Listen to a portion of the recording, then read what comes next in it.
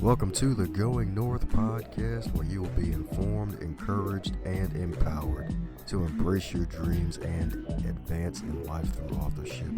I'm your host, best-selling author of the book Stay the Course, and certified leadership trainer, Dom Brightman. Be sure to check out the goods and services from every guest, as well as the host himself, yours truly. Now let the fun begin.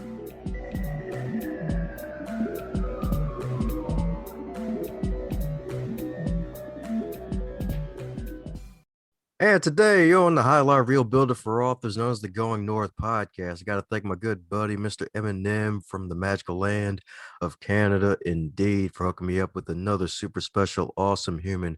Because this wonderful author right here, my goodness, a seasoned veteran in the world of sci-fi, especially since my man has a background as a computer scientist, among many other things. Let's give it up for the fabulous EML himself, Mr. Edward M. Lerner. How you doing today, Edward? How you feeling?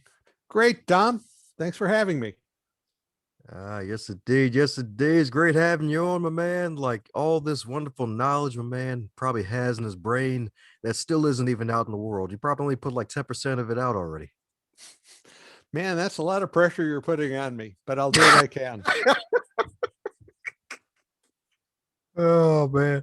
Well, don't worry. That's usually not the goal. It's usually just to give people some sprinkles on top of the cupcake, metaphorically speaking, because you're already here. Well, I'm all for cupcakes, so let's do it. Sweet. Well, as you know, with all introductions, they're not allowed to be 35 years long. So mind filling in any cavities I missed about you? Back before the writing bug hit me, I worked in high tech. My background is physics and computer engineering. Once I decided to make the switch, it sort of worked out pretty well for me that I spent 7 years as a NASA contractor. And it shows up in a lot of my books, especially the one that's coming out in a couple of months, Deja Doomed. Beautiful.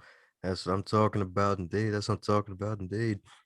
Yeah, because if I'm not mistaken, it was full time for you, and as well as with the engineering career, right? Yeah, I worked in high tech for 30 years at some pretty impressive companies like Bell Labs, Hughes Aircraft, Honeywell, Northrop Grumman, and a couple of startup types that no one ever heard of. They can't all be Google. So true. For the last several years of that career, I wrote as a hobby. And after a while, I made the switch. That's right, indeed. That's right, indeed. And if I'm not mistaken, you made the switch after selling your second novel, right? That's right. So I signed a contract for that in 2003, I think it was, and gritted my teeth and made the jump in 2004. You know, the first book could be a fluke. The second book is hopefully a pattern. If you're unlucky, it's just a coincidence. But the next one out the door is number 21. So I think I've lost my amateur status. Woohoo! There Indeed. You go. From amateur status to the USA drinking age, baby. 21. That's what I'm talking about. Yeah, I'll have a toast when that book hits the bookshelves. That's what I'm talking about, indeed. My goodness. So 17 years. Congratulations. Thanks. It's been a ride. My wife tells me I'm a whole lot happier doing this than the first job. Yeah, that's right. Because you don't have to wake up to an alarm with this one, right? Not terribly often. I didn't set an alarm for this interview since it was 7 at night. Yeah, that might have been a problem. It's like, oh, he's still doing night shift. Okay. Sleeping through the day. Yeah, one compromise I made with the wife. You know, when I gave up the day job and stopped getting up at 5:30 to be out the door by 7, at first I was sleeping in and getting up 9, 10 o'clock, and she's a morning person. So the compromise is I get up 8-ish and we have breakfast together. Yeah, there you go. There you go. That's right. Kind of like how life goes. You all have to make compromises every now and then, especially when it comes to the loved ones, because they Indeed. usually, Yes, indeed. Yes, indeed. So my goodness. So with all this wonderful passion, like taking the good parts that you probably liked about being employed, and like even the technology piece and writing about it, what helped you to really find that love for just computers and sci-fi? Was it like something young as a kid, or was it something else? Well, for sci-fi, it's as long as I can remember. Certainly grade school, certainly by the time Sputnik launched, and I was 8 years old then. So I can't put my finger on that. Computers is sort of a funny story. I went to college to major in physics, and there were several different physics curricula, one of which was engineering physics, which I avoided like the plague because I would have to take a class in drafting and a class in computer science. This was 1967 or so, and I thought, who knows, maybe these computer things are going to be a flash in the pan. So I went into liberal arts and sciences physics so I could avoid those classes. But long about junior year, I got curious, took a introduction to computer class, and damned if it wasn't great. The first sentence in the computer book was, always remember, computer does exactly what you ask it to do, not what you want it to do. It's a high-speed electric moron. And at that point, I was hooked. So for grad school, I switched from physics to computer engineering. Oh, yes, indeed. Yes, indeed. That's what I'm talking about, indeed. So beautiful, indeed. So being able to embrace that. And heck, if I'm not mistaken, you're able to be at the Johnson Space Center at one point, I believe a couple decades ago now, right? I have been to JSC. I did more of my work at the Goddard Space Flight Center in the Washington area. But yeah, I was at Johnson several times, and the highlights of doing that were flying the space shuttle simulator, or more accurately, crashing the space shuttle simulator, and touring the space station training simulator. Now, part of the space station training simulator is a space toilet trainer. I passed on that. The first step in the directions was put film and camera. I decided I could skip that. But yeah, seeing the NASA centers is great. Very interesting, fascinating, smart as all get out people working for NASA. Amen to that. Amen to that. My goodness. So first direction put in the film. The best part about that is you have to know that the camera is shooting upwards.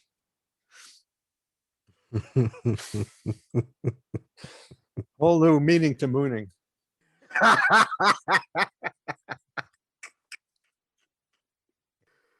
Oh, God. Is that a segue to my new book taking place on the moon? Yes, it is. We'll take it. Okay. The new book coming out in a couple of months is called Deja Doomed, and it takes place mostly on the moon.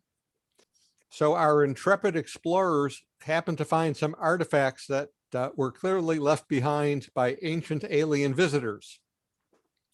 And you just know that when you find ancient artifacts, something horrible is going to happen. And you would be right. Even if the name of the book wasn't Deja Doomed, you would know something horrible was going to happen. So that's the short version. Definitely indeed. Heck. So it sounds like something good that awaits us in a couple months. I imagine the month of May or possibly June, maybe. Yeah, I'll probably have another few podcast chats, not just this one. Sweet. That's what I'm talking about, indeed. And Deja Doomed. Like, that's a great title, indeed. And it's so true. It's like, oh, okay. So, yeah, something bad definitely is going to happen. It's like, oh, find artifacts. Like, oh, put the slab back where you found it. Like, There are no hieroglyphics about a curse, but bad things do happen. That's the thing about novels. It's hard to imagine a novel in which bad things don't happen. heck, you can see that again. Heck, that's probably like the main part of the book. It's like it probably wouldn't be as interesting either. Yeah.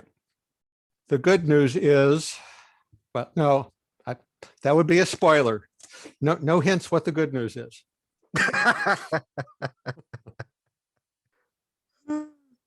Yeah. That sounds good indeed. So there you have it, folks. Go ahead and pick up that magical book. Tell your friends about it. You're sure gonna pick that one up because I'm definitely intrigued about that one. May So, 25th. oh, sweet. That's what I'm talking Or about. on pre-order now. Ooh, even butter, or should I say better? Either one. I had a lot of fun doing the research for this book. There's a ton of stuff out there from the Apollo missions, and I read a lot of that, and I already talked about my NASA experience, but now NASA is doing a whole bunch more research and planning for what they're calling the Artemis missions, which at one point optimistically was supposed to land in 2024, which certainly is not going to happen, but sometime this decade probably. And then you've got the private aerospace companies like SpaceX and Virgin Galactic that are planning private space missions. And I forget the name of the company. There's a company now planning an orbital hotel for very rich tourists. So researching all of that was just great fun. I could definitely tell indeed, especially with the intergalactic hotel. So what do you think has probably been the most fun part about that research for you? I'm tongue-tied here. I'm trying to figure out if I can answer that without too many spoilers.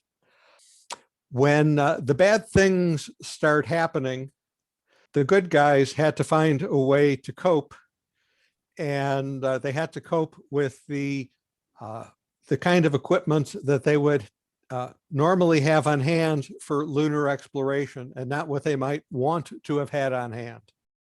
So curiously, that led to a lot of research about different ways to use or abuse astronaut equipment. Okay, all right. Maybe indeed. emphasis on abuse. Okay, yeah. So bad things definitely sound like you're going to be happening then. Repeatedly. Oh dang! So is it going to be like 2020 on steroids in this novel? I'm not that sadistic. Okay, that's good. Oh, 2020. Exactly two good things came out of 2020.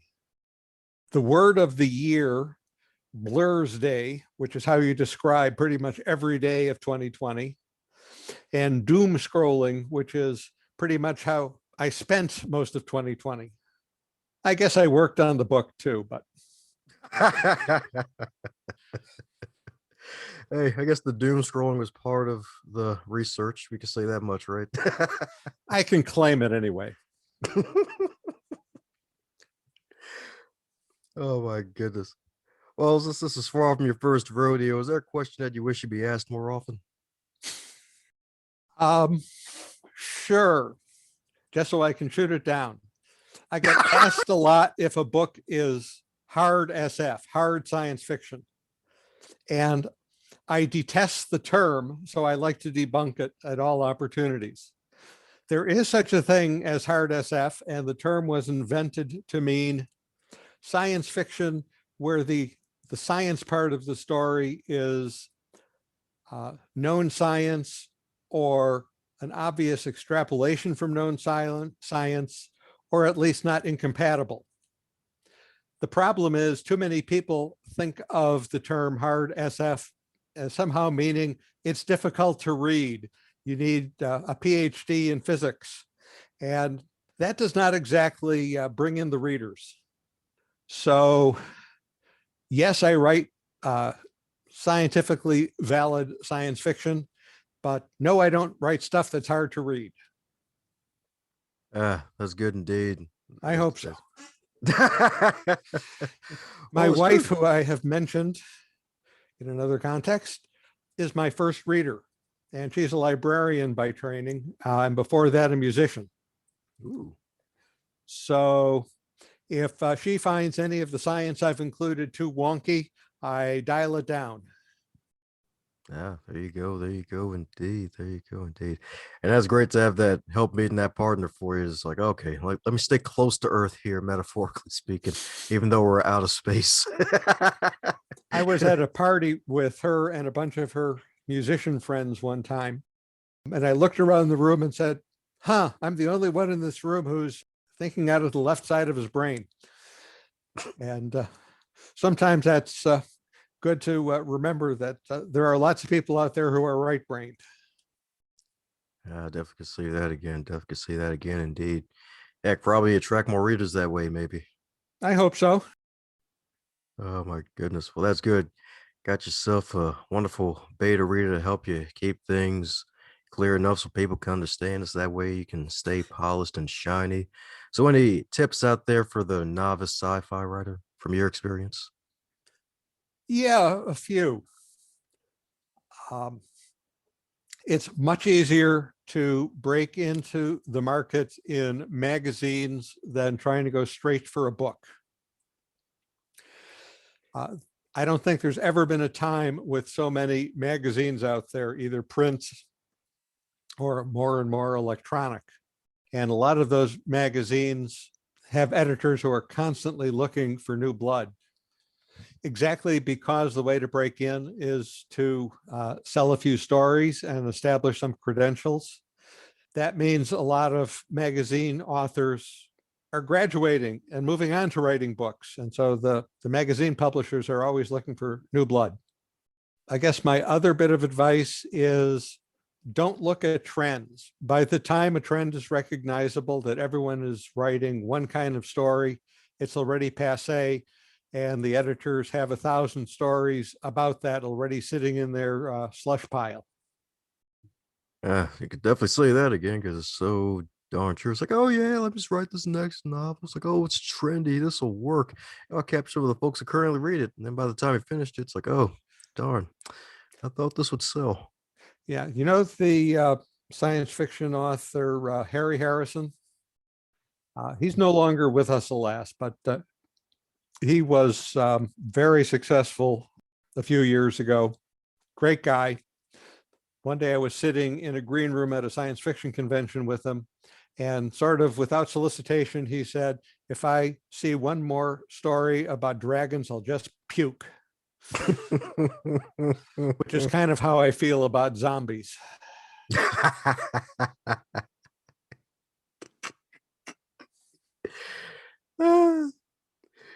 Yeah, yeah, dude, you could definitely say that again because that was like the biggest buzzword at one point, like zombie apocalypse, like zombies, this zombie that, like all Walking Dead. It's like, oh, like, I wonder what the next trend will be. Maybe vampire zombies. Ah, your brains and your blood. My God. Okay. Well, you know how when people want to pitch things to editors or agents or Hollywood, it's imagine this meets that. So I'm picturing after the zombie craze and the vampire craze, it's got to be vampire zombies, but I want no part of it. Yeah. Yeah, I can say that again, especially since that sounds like the monsters are extra greedy. Now, maybe Hannibal Lecter is a zombie. Oh my goodness. This is freaking awesome. Freaking awesome indeed. Well, coming down to the magical question that every guest gets to receive, and that is if you're to wake up tomorrow and you were 25 again, but this time in 2021 with all of your knowledge and experience, and there was no pandemic, what advice would you give to yourself? Skip physics, go straight to computers. Would have saved myself a few years. The thing about computers that's really handy is it doesn't matter what your interest is, you can get a job in that field with computers. So back before the writing bug hit, I went from telecommunications to building automation to defense contracting to aerospace. It's just really handy to have that flexibility. And since You never know what the world is going to throw at you. Witness 2020. Flexibility is a really good thing. Uh, You thought I would say something about writing, didn't you? That would have been smart.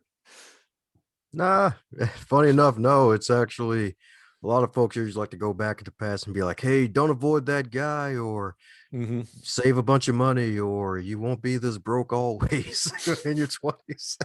Yeah. Well, the thing is, I loved working in computers, although eventually I got ready for a change. I love writing, but as we live longer and longer and are healthy longer and longer, pandemics aside, it's hard for me to imagine doing anything for an entire lifetime. So it's nice to have some flexibility. And it turns out that that physics background and that computer background was a wonderful segue. Yes, indeed. Heck yes, indeed.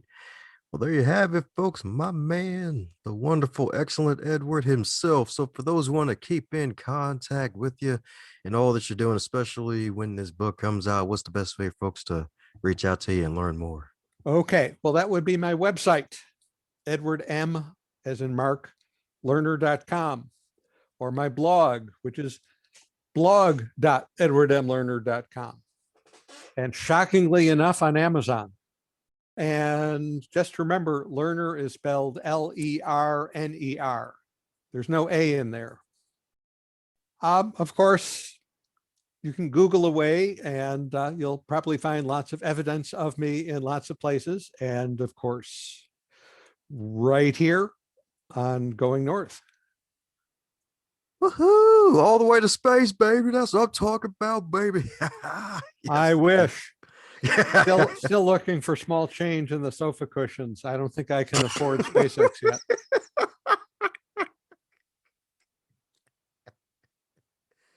Uh, maybe the couch will expand and the change will expand with it, maybe.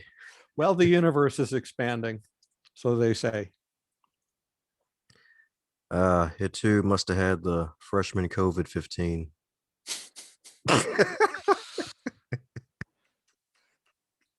Yeah, among other consequences, I've done more cooking in the last year than the previous 10.